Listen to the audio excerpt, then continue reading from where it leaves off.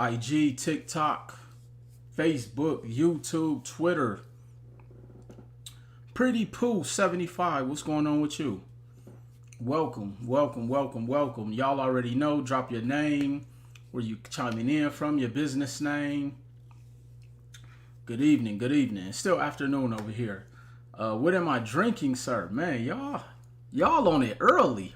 Yeah, this is just some lemonade. It is some freshly squeezed lemonade. Do I say freshly squeezed or freshly squozen? I don't know. But it's lemonade, y'all. No sugar added. Welcome, welcome, welcome. We'll get started here in a few minutes. Today we're going to talk about funding versus economics. Money versus economics. They are not the same. If y'all don't know, I'm looking at 3 different screens. I got TikTok, I got Instagram, and I got Facebook, YouTube, etc. But they are not the same, guys. And we're going to talk about that. The reason we need to talk about that, y'all keep shouting those business names out. The reason it's important that we talk about this is because I'm seeing a lot of people getting all of this money, but the needle isn't moving in their life. I'm seeing them get access to all of this funding, but they're calling us and they're in a worse situation. I'm seeing them get access to all of this credit, but they're scared to use it. If you were not on my live yesterday, I actually did a breakdown where I talked about 10 of your favorite companies that were all started using credit cards. Cheerfully, Joy, what's going on? Yesterday, I talked about 10 companies that you all are familiar with that were all started using credit cards. Now, why is this important? I'm going to actually tell you what those 10 companies are again. It's important to know because the credit cards were utilized to create economics, to create income. I'm seeing way too many people getting funding because they think getting funding is going to change their life. I'm seeing people going after and getting all of this funding, but they think that getting funding, they can leave their job once they get $200,000 worth of credit cards or no doc loans. I just saw a video earlier today where this guy was talking about 3 banks you can go to and get a loan with bad credit. That's a recipe for bad economic disaster. That's a huge recipe for an economic disaster. And I started to type in his comments, but I didn't want to feel like a troll and say, what are the terms of this money? Why aren't you in your videos teaching people the economics of trying to get no doc money with bad credit? So that's why we're going to talk about funding versus economics. There's a quote by Malcolm X that talked about, being satisfied with symbolic victories and etc. But I came up with my own version of it. I changed it up a little bit. I said, we have too many people who are satisfied with symbolic victories rather than economic advancements. Y'all can borrow that one. Y'all steal everything else from me. See, y'all can borrow that one. We are satisfied with symbolic victories rather than economic advancements. Here's what I mean by that. I'm seeing way too many people who are happy just to get a credit card. Now, I'm not saying that that's not a feat to not achieve, but what I'm saying is that we're staying in celebratory mode over a credit card. I'm in Las Vegas. We're going into celebratory mode because you got a Navy Federal card. We're going into celebratory mode because Key Bank gave you some money. We're going into celebratory mode because you got a American Express Platinum card. That's not money. Credit is not income. But we're not celebrating the people who are out here creating jobs with the businesses that they're starting with the credit. We're not celebrating the people who've been on this journey and who have documented success and been doing this for more than 5 to 7 years, because you've passed the 3-year hump where most businesses fail, 9 out of 10. Rather, we celebrate the symbolic victories of getting a credit card.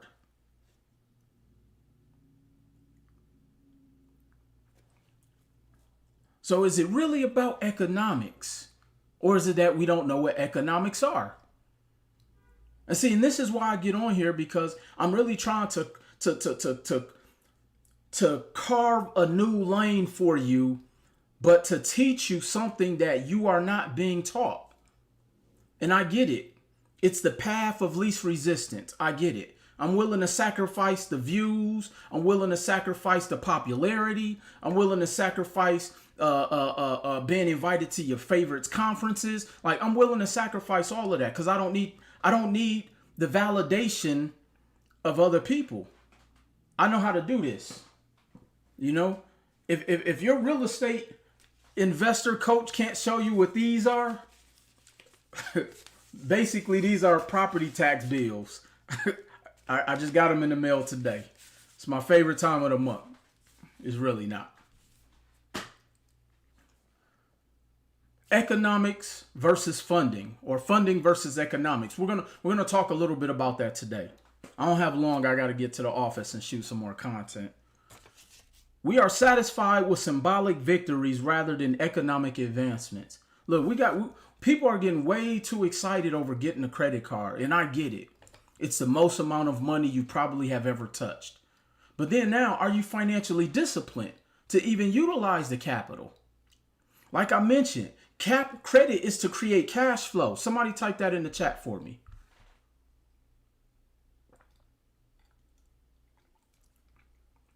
And no, this is not any liquor, because anybody who know me know I take my Patron with no chasers. Look, let me just get right to it. Credit is not credit is used to create cash flow. Credit is not income. And we got too many people who think credit is income, and it's not. And that's why we celebrate the symbolic of getting a credit card. That's like hitting your goal of starting your business. Yes, great, you started the business, but that's not the win. The win is now to create cash flow, to create revenue that can sustain you and grow your business. What's going on, Doe? I see you, fam. I got to come back out to Houston too, man. See, let me prove to y'all how credit can. Let me tell y'all the type of cash flow that credit can create. If you were not on my live yesterday I talked about 10 small little companies that you may or may not have heard of that were all started with credit cards. I'm gonna breeze through these real quick. Please help me. I'm homeless and I'm trying to get something to eat. Okay, well, stay tuned, because if you might learn something here today. Okay, I was once homeless. If you've read my book, I can't find a copy around. Full-time CEO, the shit they don't tell you. I was once homeless.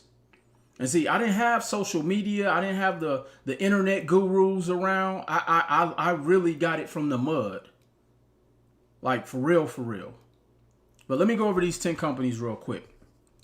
Company number 1, Groupon. Groupon was started using credit cards. GoPro was started using credit cards. The founder was Nick Woodman.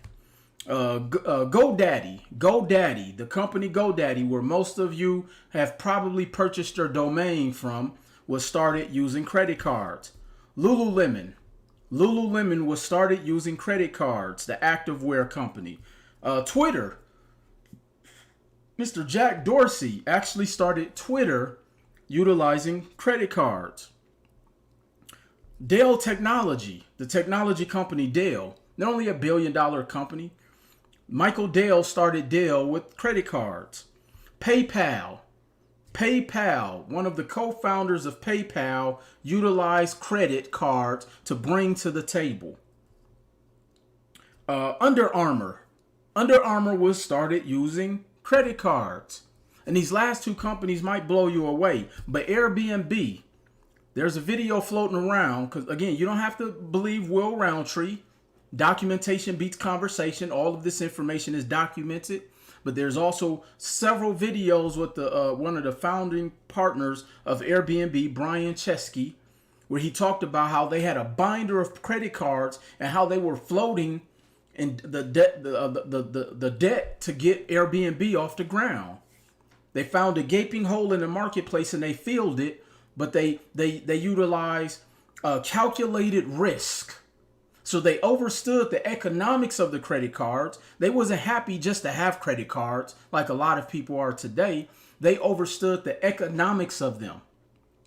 And then Apple, Steve Jobs, they used credit cards to actually buy the parts to build their first computer, which ultimately became Apple.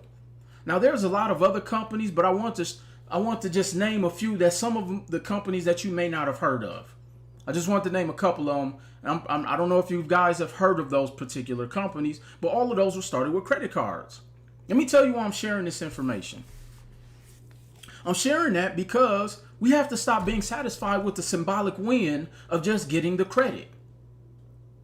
See, I just posted a video today where I talked about how I was able to purchase a property doing a subject to strategy, which is essentially where you are being able to get into a property with no money down, and you're negotiating with the seller and essentially assuming his mortgage payment subject to you getting your own financing.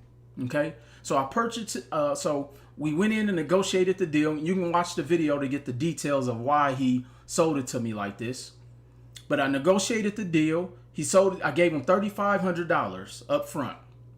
Okay, it needed about $15,000 worth of rehab. Guess what I did with the 15 grand? I put it on a credit card. Now, mind you, and I left this part out, the property was already producing income. There were tenants in the property already. The rents were a lot lower, but so there were tenants in the property. The property was cash flowing probably about $1,000 a month, maybe $1,100, somewhere around in there. So I put the $3,500, I just gave that to him. But the rehab cost, I put it on a credit card. Put the rehab cost on a credit card. So the $15,000, because, and again, if you watched my video yesterday, I talked about the difference between when money is termed and when money is not termed. Termed money means that you have X amount of months to pay it back. Why is that important? That's important because a lot of these bad credit, business lines of credit, they're telling you that you can get. If you get approved for $30,000 and you have, and the term is 12 months, which companies like Fundbox and Cabbage, they give you a 12-month term that you have to pay it back. Let's say the interest rate is 15 to 20%. So if you borrow $30,000 at a 15% interest rate and you have to pay it back by the 12th month, your payment will be about $4,000 a month. You don't have to take my word. Just go and calculate it if you know how to calculate debt. If you know how to calculate debt servicing, go and calculate it. Go find a debt calculator. It'll break this down for you. Versus putting it on a credit card where there's no term and I can just make the minimum payments with the rents that's being collected, because mind you, I didn't have a mortgage on the property. I gave him $3,500. I put the rehab, on credit cards. So that $15,000 was only costing me about $175. Let's just say $250. I like to give people the highest number possible. Okay, $250. And so what's going to happen is now I'm going to actually be able to. I'm just making the mortgage payment to the mortgage company because the mortgage was still in his name. But remember, there's still enough rents to service that debt. The rents was about $1,100 a month. So I put the $15,000 into the rehab. I was able to increase the rents to $1,500 a month. The mortgage was about $600 a month. He had the money was a little bit expensive that he had at the time. And so now I'm actually about to, no, they were not behind on the payments. He couldn't afford to fix the house up. I talked about it in a video that I posted today. So you can go into my feed. So now I was able to eventually acquire the asset with my own financing. I was able to get a mortgage on there under my business. So Will Roundtree does not own the property. My company's own it. Y'all will catch that one later. So now my company has another asset on their balance sheet that's positive cash flow that my credit purchased. So now the property is worth about $90,000 right now, because I actually did this deal about 2 years ago. The property's worth about 90 grand. So now what I can do is I can actually refinance the property. Okay. Pull out up to 70 to 80% of the equity. Let's just say 70%. So I'm going to get $63,000, pay the credit cards off from when I was, from that I borrowed for the rehab. And now my mortgage payment is going to be somewhere probably around about 400 bucks a month, because it's over a 30-year mortgage. The rents are $1,500. So after after the mortgage payment, after taxes, insurance, after property management fee, my vacancy maintenance fee, and all of those different fees, I'm still bringing in about $900. Probably. And I don't have the numbers in front of me. Let's say I'm bringing in about $700 a month. Okay. Let's say 800 of it is going to all of my expenses. And I don't have the numbers directly in front of me. What would you do if they were behind like 12K? I would have paid it up. I would have paid the 12K for him, because the property made sense. It was a good return on the property. And so now I have a positive cash flowing asset on the balance sheet of my business, not under Will Roundtree name, that's making me money every single month. And now that credit that I initially used to get the property created another stream of cash flow. See, I didn't get the credit cards and just post them on the internet. I didn't get the credit cards to go shopping. I used the credit cards to create cash flow. Just like Twitter did, just like GoDaddy, just like Groupon, just like Airbnb. I use the credit to create cash flow, but then I own an asset. But see, what I focus on is buying and holding and getting as close to turnkey as possible. And let me show you why. The proof is on the page, Frostbite. Y'all are funny today. Do you go after closed properties? Great question. No, I like turnkey properties, and here's why.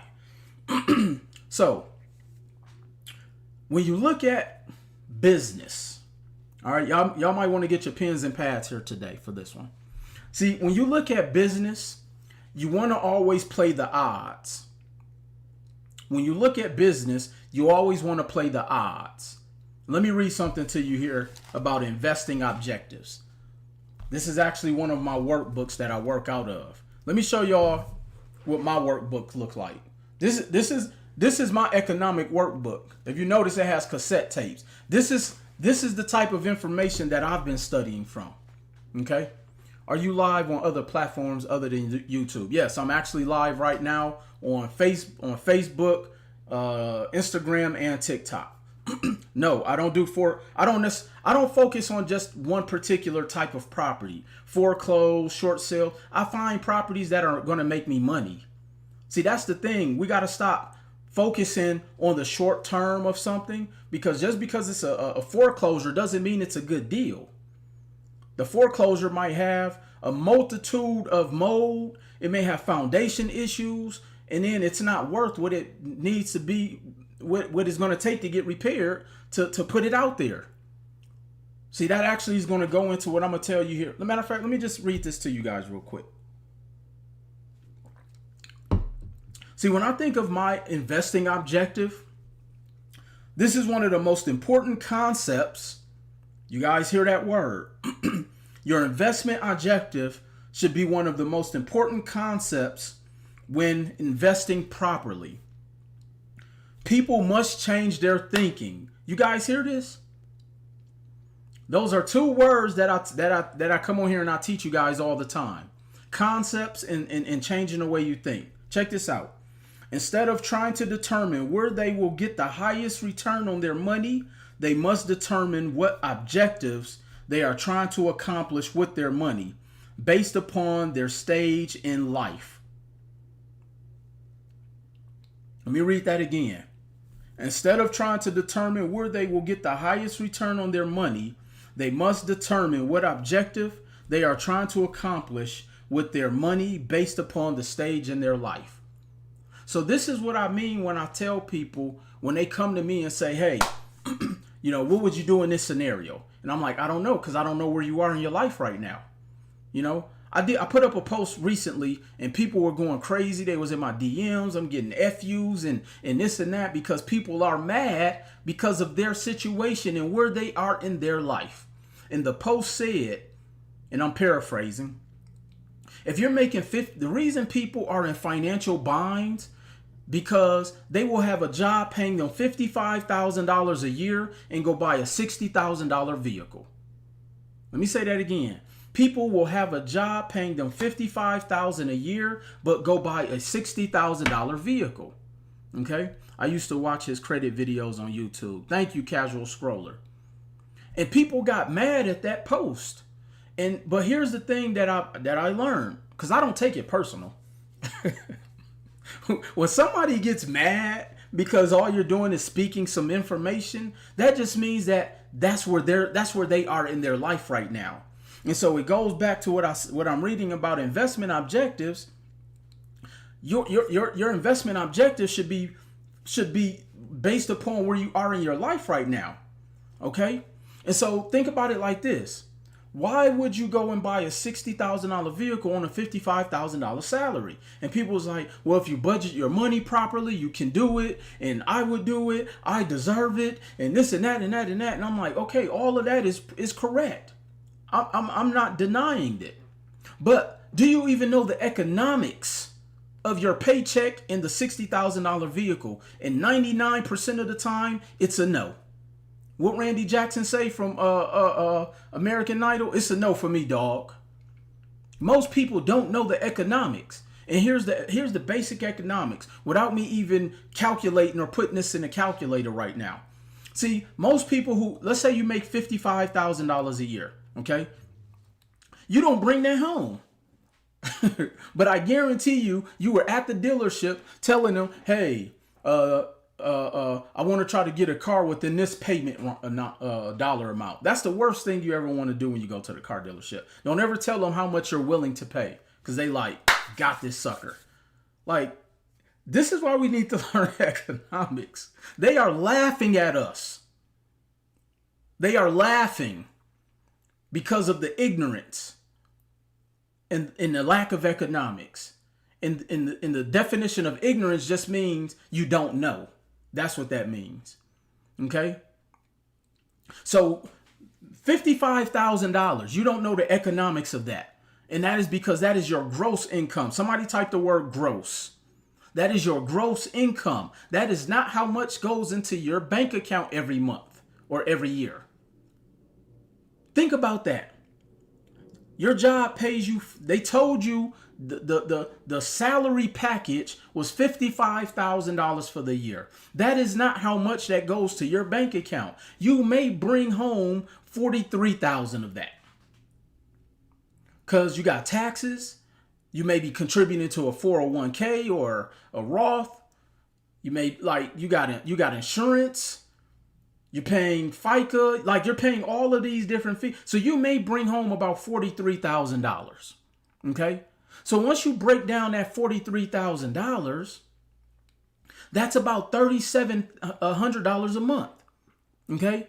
So you're bringing home $3,700 a month. All right. Somebody type that in the chat. Don't quote me on the exact number. I'm doing this off the top. Somebody put $3,700 a month in the chat. So you're bringing home $3,700 a month. All right. So you want to go out there and get a $60,000 vehicle because you deserve it. Okay. So, but what you didn't do, you didn't calculate the economics on the $60,000 vehicle. So now, when you learn that the average black family or the average black person, the average credit score in the black community is a 621.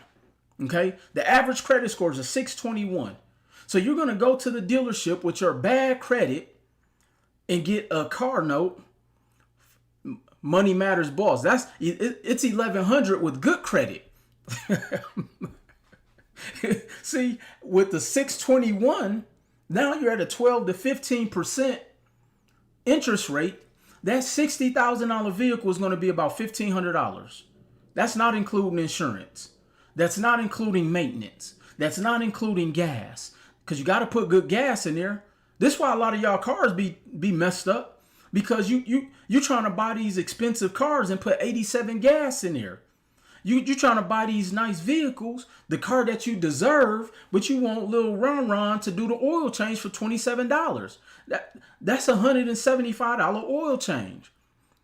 You want this $60,000 vehicle you deserve, but you didn't realize that the brake job is going to cost you $1,500. You can't just go to a back alley and get your brakes done. And now you jammed up because you just used over 30% of your income to buy this car you deserve. I'm pretty sure your rent or mortgage is about $1,500. So now 80% of your income is tied up in a car note and where you live. And we haven't even done groceries, your cell phone bill, your streaming services. We haven't even gotten to those things. Now you still got to have your money to go to happy hour. You still want to be able to buy your designer belts. You still want to be able to do all of the things to make people know you make $55,000 a year. You got to buy the $55,000 a year outfits. And I'm not saying that trying to be funny, but what I'm saying is depending on your salary and how premium you think your salary is, you got to let people know you make good money without you telling them how much money you make. This is how people live. This is why I say funding versus economics. Nobody knows what economics are of their income. If you're just joining here, today we're talking about funding versus economics. Why is that important? Let me read this quote I wrote down. We are satisfied with symbolic victories rather than economic advances. I see 1,000 people giving credit card tips and credit tips, and people get excited and call them the GOAT just because they know where to go so they can help you mess your credit up even more. I would be mad at these people. I get mad at them for y'all. I just don't comment on their posts because I don't want to look like a hater. I don't want to mess their money up in the post. But I'll come on here and share with my team. I'll share with my people. Somebody said, can I read that again? We are satisfied with symbolic victories rather than economic advances. People are so happy just to get approved for the credit card, not knowing that that's not where it stops. You use the credit to create cash flow. And this is why people are stuck, because we're too busy just celebrating getting a credit card.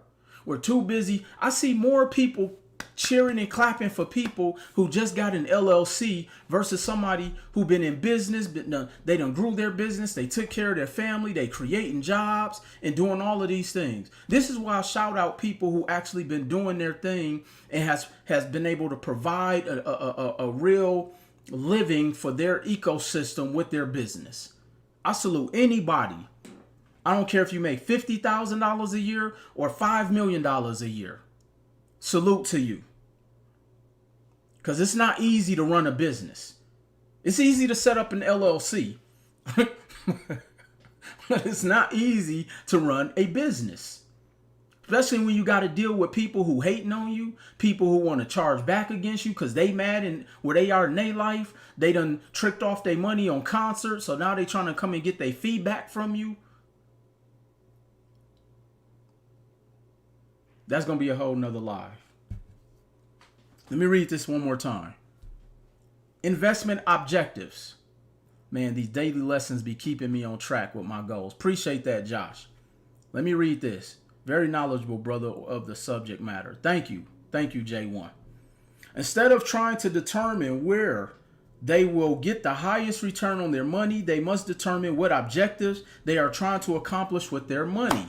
So let me break this down for y'all. So when people ask, A-S-K, not ask. That's an inside joke. I remember one time when I used to do phone sales and I was calling into West Virginia and the guy got on the phone. I said, hey, can I ask you a question? He said, ask. Let me ask you a question. Are you black? I looked at the phone. I was like, huh? He said, are you black? I was like, yeah, why? He said, because a lot of black people say ask. He was like, are you trying to chop me down or do you want to really ask me a question? And I was like, oh yeah, ask. And so ever since then, I make sure to enunciate ask. Okay? I make sure to enunciate ask. So if somebody trying to ask you a question, just be prepared. They might be trying to cut you up, okay? Verbally and physically. I don't know. All right. So when people ask me a question about real estate and why I like turnkey properties, that is because I've already determined what I want to accomplish with my money. Gax, you funny. This is what I've already predetermined what I want to accomplish with my money. And I'm looking for residual income. I'm looking for passive income. I'm looking to be able to have a string of income that can pay me forever, and I want to be able to retain the asset. Okay? So that was already my determination. Secondly, I like turnkey because I already know what the success rate is for startups. There are startups in real estate. Somebody type in the chat, startup real estate. Did you know most people who get into real estate trying to fix and flip fail? See, they don't share those stats. Somebody type that in the chat. I forgot which word I told you to type in the chat, but I know Katina, you with me. I see you. Did you know that most people that start up in real estate fail? See, when you think about the statistics of business, 9 out of 10 businesses fail year 1 through 3. Okay? 9 out of 10 businesses fail. Those are the exact same stats pretty much in real estate.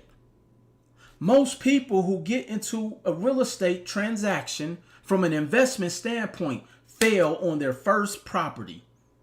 They don't tell you. But that's because they're chasing the money. Let me read this again. How do you feel about DSCR loans? I love them. I use them all the time. Also, NACA. Absolutely. Love those too.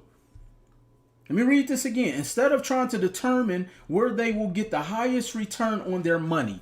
This is why most people fail trying to do startup real estate. Because they're focused on, oh, let me do a quick flip so I can get this money. And then when they do get the money, they usually go blow it. See, statistically, this is why people or investors don't invest in startups. I have to turn people down all the time because I have a rule of thumb in business. First of all, it's my money and my credit. And 2, my money, my rules. I don't invest in startups because it has the lowest success rate. I don't care how good your sweet potato pies are. You don't have a proof of concept. You and your family may like them, but most of them probably lying to you. They good, but are they business worthy good? Start doing the tests and say, look, I went and bought these pies or cakes or this burger from someplace. Let me know what y'all think. Then you will get the real truth. Your friends and family, they don't want to hurt your business until you go into business. See, they don't hurt your business when you're trying to start, but then once you go into business, they going to hurt your business because they not going to support you. That's a whole nother, we can do a whole nother live on that. They don't hurt your feelings until you go into business. See, I don't do startup real estate because I'm not focused on chasing how much I can get in a return today or tomorrow. I'm focused on, okay, let me read this again. I've determined my objectives of what I'm trying to accomplish with my money. I'm trying to create a system that's going to pay me forever. That's what my focus is. They don't have this in that $17 ebook they out there selling. What I'm going over with, what I'm showing y'all here today, you can't get this in that ebook program that's in the bios. They don't got this information in their bio. You can't point in the air to get this type of information. This is that old rooted basic economics that nobody else is teaching. They just teaching you to get excited about the symbolic victories. Let me share this real quick. All investments satisfy one or more of the following objectives. Love your approach. What is my first step for DSCR or NACA? So with NACA, you got to go through their program. With DSCR, you just got to make sure you got a good deal. But, and if you want to go more into depth, you can, if you want to speak with me, DM me and my team will reach out to you and you can book a call with me. Okay. But I love DSCR loans. Okay. I appreciate your business expertise, King Will. King Marlon, what up? That's one of my one-on-one coaching clients. All right. All investments satisfy one or more of the following objectives. Somebody write these down for me. Okay. The first one is income.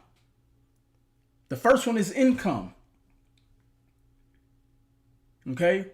Now understand, with income, you do pay taxes. Okay. You pay taxes on income. Okay. But here's what's classified as income, because I'm sure nobody is teaching you all this stuff. Interest, dividends, rents, or royalties received from a particular investment. All of those are considered income. Okay. So when you think about what your investment objective is, you want to make income. Now, because I know what my objective is, I'm looking to make income forever. That's why I buy and hold, and that's why I like turnkey properties, because I can start making money next month. Month one, I can start making money. I've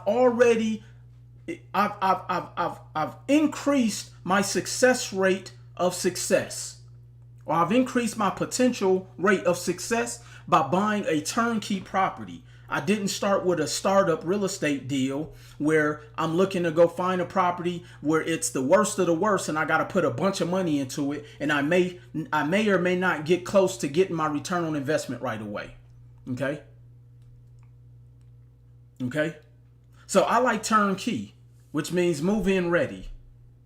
I can get a tenant in and start making money month one. Okay.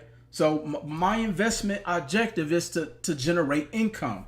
Number two, growth. The opportunity for investments to increase in value from your original costs. See, when you flip real estate, there is no growth, because once you sell the property, so once it goes from you, the investor, to the homeowner, there is no way that it can grow because you no longer retain ownership of that asset. So you've already put yourself at a disadvantage from a growth standpoint or from an economic growth standpoint because you don't have anything to grow. You have nothing that can could appreciate or increase in value. You've put yourself at a disadvantage. So now guess what? Because you done tricked off the money from the flip, so now you back out there looking for another real estate deal. And 9 times out of 10, you probably don't have enough experience to actually know what a deal is. Most people just follow the basic protocol, but they don't know the gaps in between to actually justify how to grow your real estate business. Somebody type real estate business in the chat. A lot of y'all doing real estate, but you're not doing real estate business. They don't teach this in that ebooks.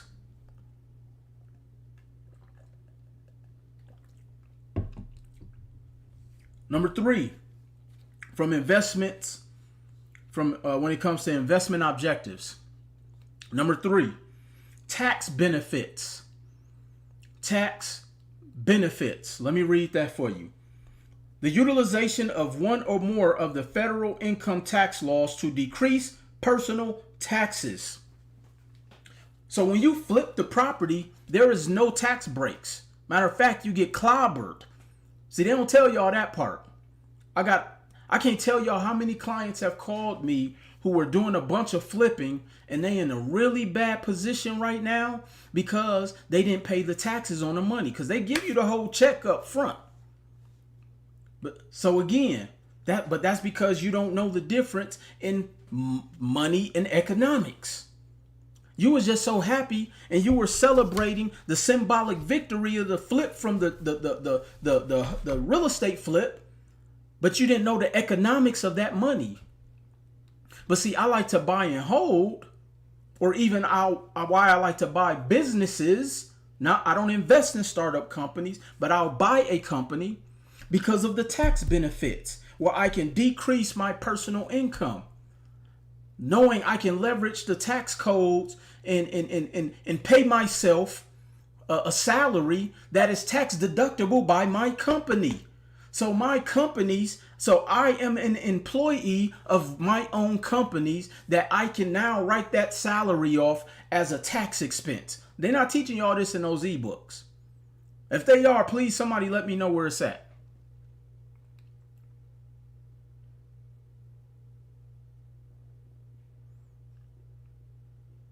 Somebody said, why should I do business with Will? You don't have to. Just stay stuck. Remember, we're not making cold calls trying to convince you to do business with us.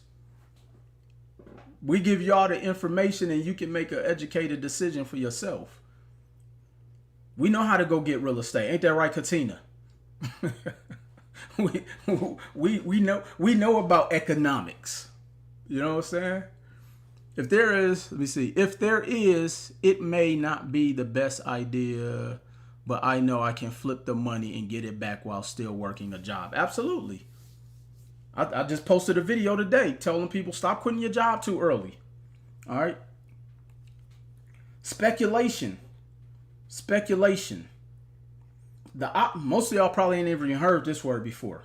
Okay. Speculation. The opportunity for investments to substantially increase in value from your original cost.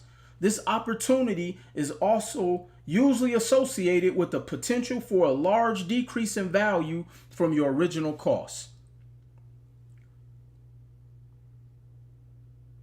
See, y'all gotta start learning these words. And if you don't know these words, just go pick this book up. If you don't know these terms, go pick this book up. Dictionary of Business and Economic Terms. Go right to Amazon.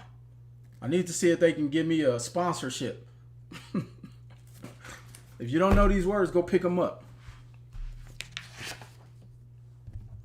See, this is the workbook I work out of. Let me show y'all. This is what I study. You can't even buy this really many places. This how y'all know this is old. It got cassette tapes.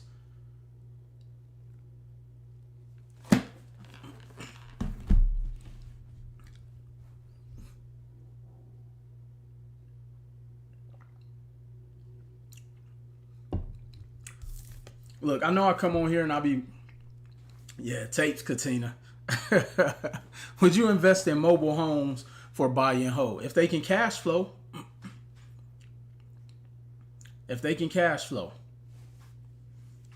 So I know I come on here and I like to have fun, but I really come on here because, like, I'm really trying to teach you guys to think differently. See, you have to first submit to the concepts, and then you have to think differently. See, I come on here to be disruptive, to give you guys information that I talk about when I say abstract concepts, because that's the only way you're going to win. See, let's take a poll and be transparent here. Okay? How many people have invested in multiple things from multiple gurus on the internet and have gotten little to no results, but then actually did the work?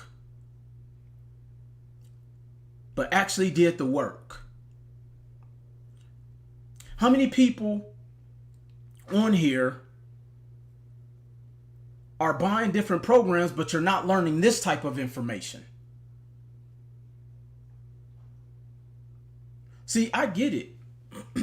Let me give y'all a secret.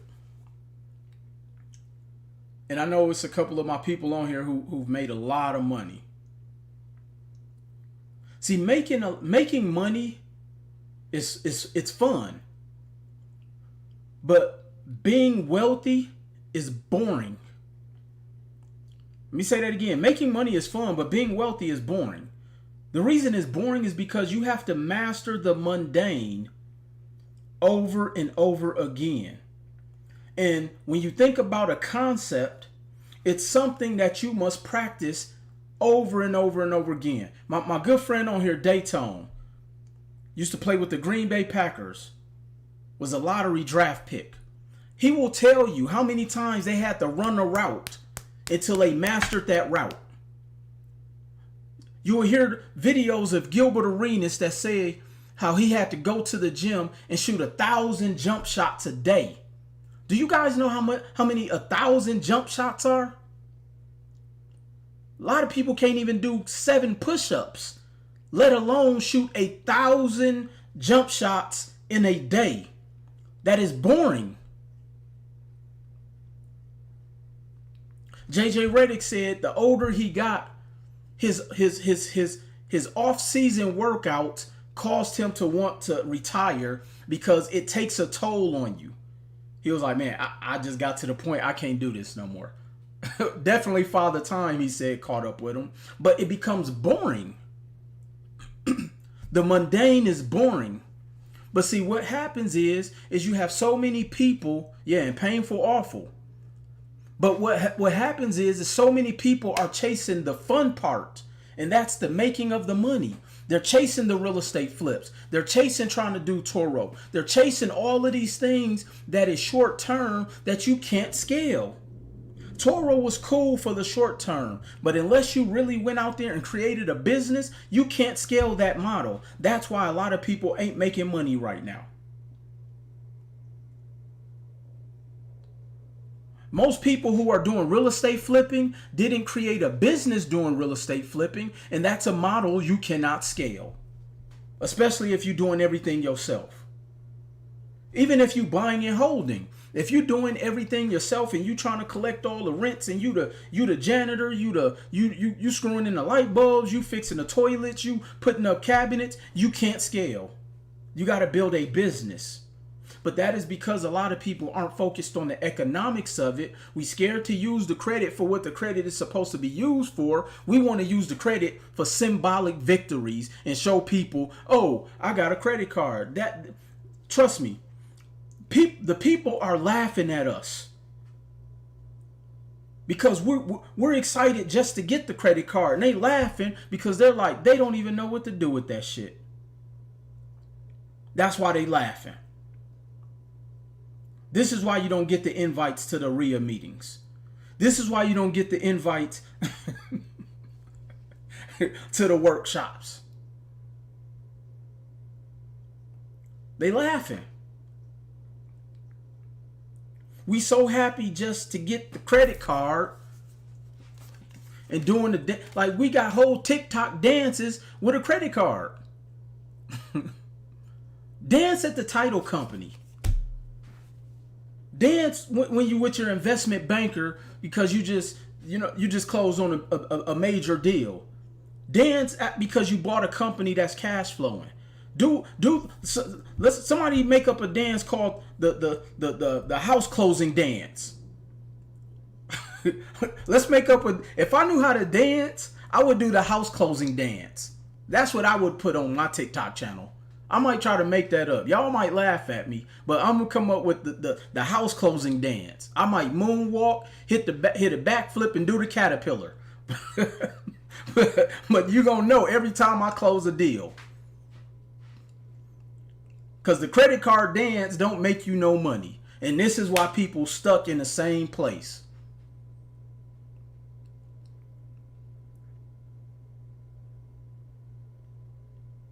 This is why I came up with my REI 90 program.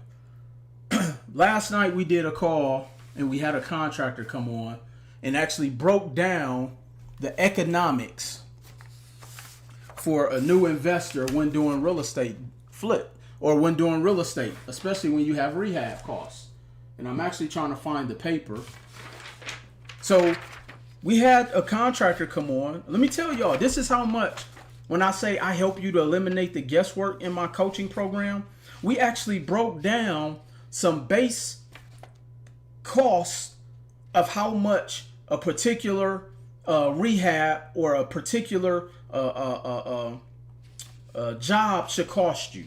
Not like of a total gut, but we gave like some basic cost around for like if you need to redo a bathroom.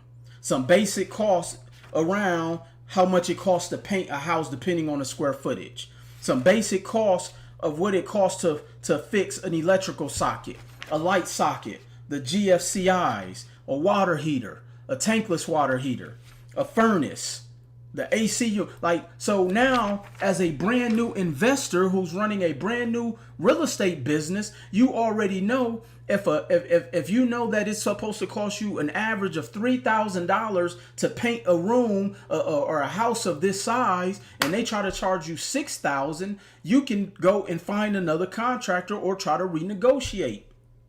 No, that's a little bit high.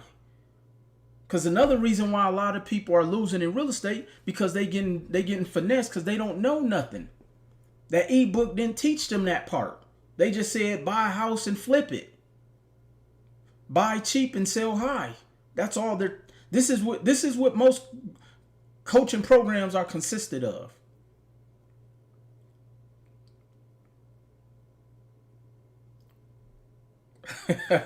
Man, you just took me back to construction field.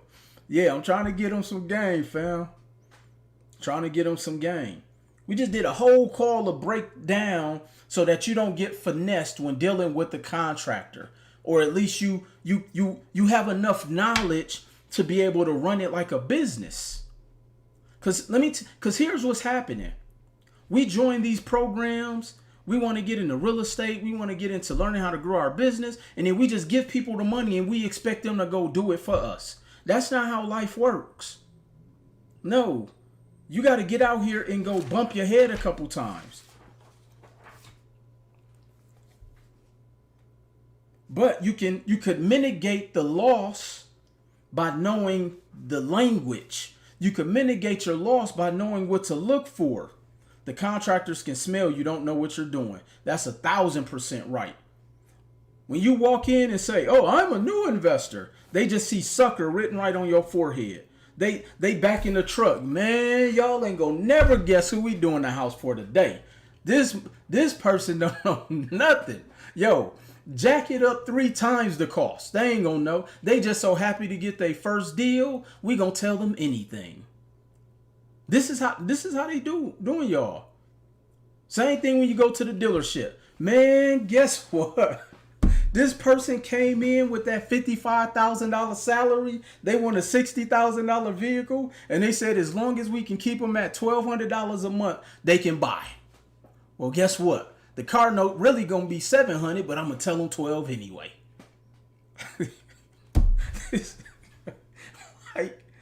This is why I have to teach y'all this stuff. Because y'all keep getting finessed. And then we get mad when we ain't got nothing. Well, that's because don't nobody. Yeah, we just want like we want to be carried like babies all our lives. A legal finesse. It's a rant. YT said it's a legal finesse, 1,000%. And guess what? You'll accept it. You have no choice because you don't know no better. Reminds me of a story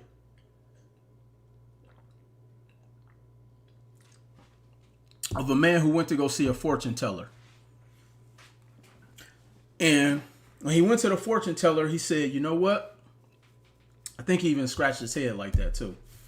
He said, you know what? I have some good news and, and some bad news. He said, all right, give me the bad news first. I buy and hold. I don't flip. And he said, well, you're going to grow old and be lonely and broke. He said, okay, if that's the bad news. What's the good news? You'll get used to it. Let me say that again.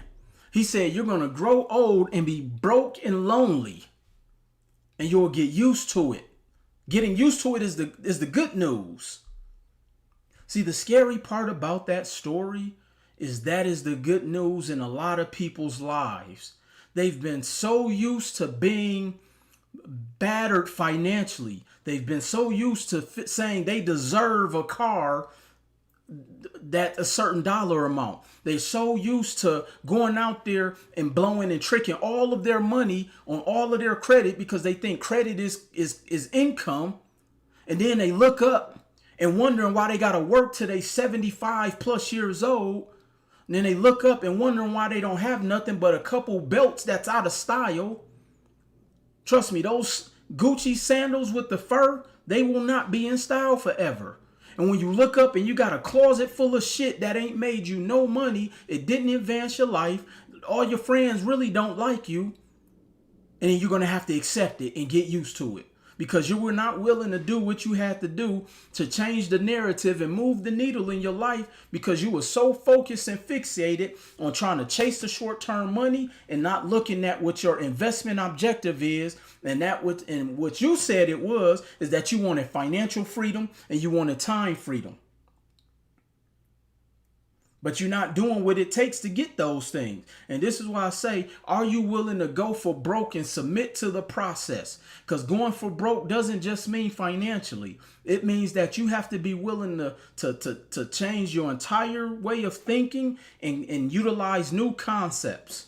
Because yes, trust me, making money is fun. But I promise you, ask all those people who made all that money during the pandemic, where they at today? They ain't on the internet. They done changed their page and they got a different name and they got brother Bobby Do at the end on their profile page. Like they in a whole different industry now. Because they was focused on the money, the funding, as opposed to the economics. And this is why you're going to get used to that shit. Unless you're willing to make a change. So if you want more information on any of the programs that we offer, DM me the word help. If you want to learn about my real estate group coaching, my REI 90 program, you can DM me REI. I'm still running a promo right now. I'm still on the fence if I'm going to bring a day with Will back. So I keep y'all posted. And what I'm even thinking about doing, football season is around the corner. I'm thinking about bringing somebody to the season opener for one of the preseason games for the Raiders. So just be on the lookout. I'm be doing a lot of different promotions, contests, bringing you guys into my world. We're gonna go see some boxing, go see some football. We're gonna like all of that stuff. I'm gonna do more giveaways like that. And so again, if you want more help, if you want to learn real estate the right way, if you really want to learn economics and stop just being happy with getting a credit card, DM me the word help. And I'll have somebody from my team reach out to y'all. This live will be saved. It will also be on my YouTube channel. Again, I appreciate all of the support and more important.